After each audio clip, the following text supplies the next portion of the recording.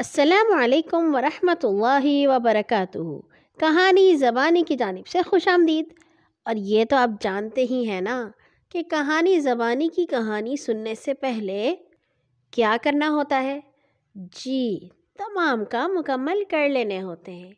آج ہم آپ کے لیے لائے ہیں بہت دور دیش سے ایک کہانی، یعنی کہ ناروے کی ایک کہانی۔ عنوان ہے جیت، اور اسے آپ کے لیے لکھا ہے احمد عدنان طارق نے۔ ناروے ایک ایسا ملک ہے جہاں جب دن ہوتا ہے تو رات ہی نہیں ہوتی، اور جب رات ہوتی ہے تو دن ہی نہیں ہوتا۔ پوچھے گا کسی بڑے سے۔ بہت عرصہ پہلے ناروے کے بادشاہ کے دربار میں ایک اجنبی پیش ہوا۔ اس کا نام ہیرلڈ تھا اور وہ آئرلینڈ سے آیا تھا۔ اس کی آنکھیں اس کے بالوں کی طرح سیاہ تھیں۔ اس نے بتایا کہ وہ ناروے کے شاہی خاندان سے تعلق رکھتا ہے۔ اس نے اپنے والد کا نام بتایا کہ وہ خود بھی کہیں ناروے کے بادشاہ رہ چکے تھے۔ ناروے کے بادشاہ کو اجنبی بہت پسند آیا۔ اس حقیقت کے باوجود کہ اندر سے کہیں ناروے کا بادشاہ سوچ رہا تھا کہ ہو سکتا ہے یہ اجنبی تخت پر اپنا حق جتا کر واپس مانگے، لیکن اس منفی سوچ کو پیچھے رکھ کر اس نے مثبت انداز میں سوچنا شروع کیا۔ اس نے سوچا کہ ہیرلڈ اس کی موت کے بعد ناروے کا بادشاہ بن سکتا ہے، کیونکہ اس میں بادشاہ بننے کے تمام اوصاف موجود دکھائی دیتے تھے۔ اس نے یہ بھی سوچا کہ ہیرلڈ اس کے اپنے سگے بیٹے سے بھی بہتر بادشاہ ہوگا۔ اس کے اپنے بیٹے کا نام میگنس تھا۔ اس کا بیٹا میگنس بہت سست اور کاہل نوجوان تھا۔ راتوں کو دیر تک جاگتے رہنا اور دوستوں کے ساتھ برے کاموں میں مشغول رہنا اس کی عادت بن گئی تھی۔ وہ کام کرنا بالکل پسند نہیں کرتا تھا، اور ورزش کرنا تو اسے انتہائی برا لگتا تھا۔ ایک شام میگنس نے ہیرلڈ کو ایک شخص سے باتیں کرتے سنا۔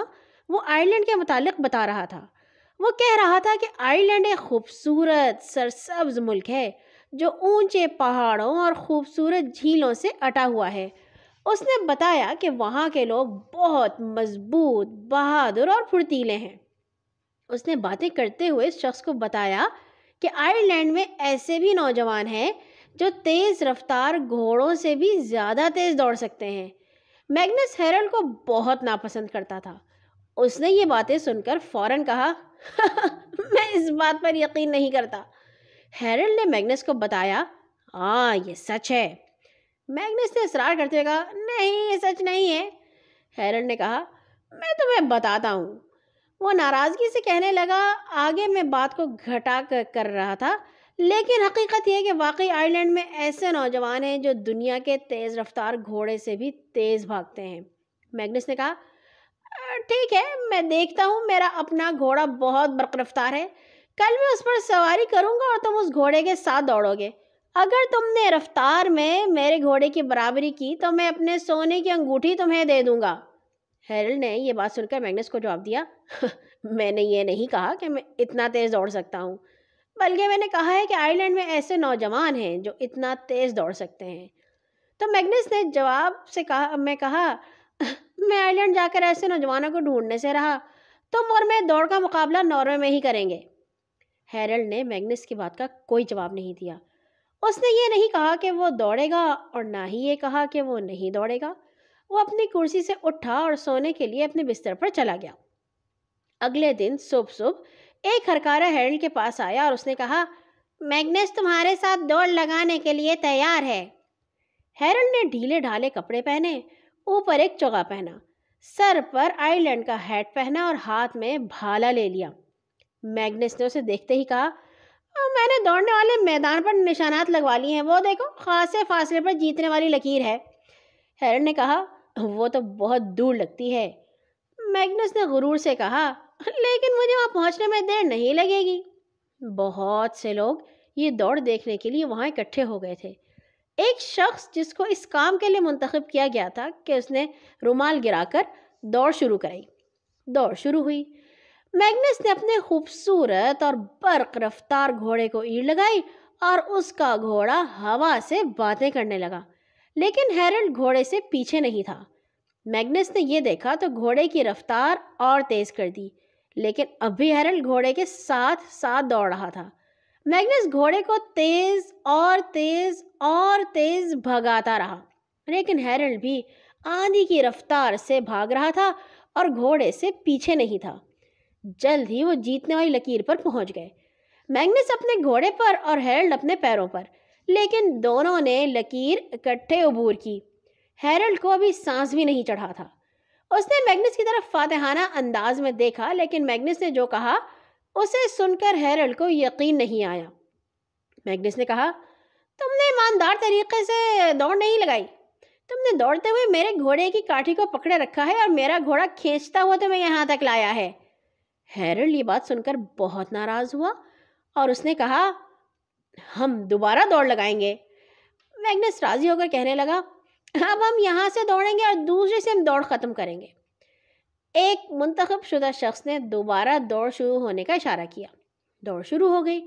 میگنس دوبارہ اپنے خوبصورت برق رفتار گھوڑے پر سوار ہوا اور ہوا سے باتیں کرنے لگا۔ ہیرلڈ دوبارہ گھوڑے کے ساتھ ساتھ دوڑ رہا تھا۔ میگنس نے گھوڑے کو مزید تیز بھاگنے پر مجبور کیا، لیکن اس دفعہ ہیرلڈ گھوڑے سے بھی آگے نکل گیا۔ میگنس گھوڑے کو اور تیز بھگاتا رہا، لیکن ہیرلڈ بھی آندھی کی رفتار اور تندہی سے بھاگا اور اس دفعہ گھوڑے سے پہلے ہی جیت کی لکیر عبور کر گیا۔ میگنس کچھ دیر انتظار کرتا رہا تاکہ گھوڑا ہانپنا بند کرے، پھر کچھ کہے بغیر اس گھوڑے کا رخ دوبارہ دوڑ کے میدان کی طرف موڑ دیا۔ ہیرلڈ کھڑا اسے دیکھتا رہا۔ میگنس نے سر اس کی طرف موڑا اور چلایا، دوڑ شروع! لوگ جو تماشائی تھے بڑبڑانے لگے، وہ کہہ رہے تھے، یہ دوڑ نہیں کہلائی جا سکتی۔ ہیرلڈ البتہ ایک دفعہ پھر پورے زور سے دوڑنے لگا۔ اس نے دوڑتے ہوئے خود سے کہا، میں اس دفعہ کوئی شک باقی نہیں رہنے دوں گا۔ وہ دوڑتا رہا۔ کچھ ہی دیر میں اس نے دوبارہ گھوڑے کو جا لیا اور اب وہ اس کے ساتھ ساتھ بھاگ رہا تھا، اور کچھ ہی لمحوں بعد اس نے جیتنے والی لکیر عبور کر لی اور اسے عبور کر کے زمین پر بیٹھ گیا اور سانس لینے لگا۔ کچھ دیر بعد میگنس وہاں پہنچا۔ ہیرلڈ چھلانگ لگا کر کھڑا ہوا تاکہ اس کا استقبال کرے۔ میگنس نے منہ سے کچھ نہیں کہا۔ وہ مڑا اور ایک طرف گھوڑا دوڑا لے جانے لگا۔ کچھ ہی دیر میں بادشاہ تک اس واقعے کی خبر پہنچ گئی۔ اس نے میگنس کو بلایا اور اسے کہا، تم دوسرے ملکوں کے رہنے والوں کے متعلق بہت کم جانتے ہو۔ وہ ساری رات تمہاری طرح جا کر عیاشی نہیں کرتے، وہ بہت محنتی ہوتے ہیں، ہمیشہ ورزش کرتے ہیں، اس لیے زندگی بھر خوش و خرم اور طاقتور رہتے ہیں۔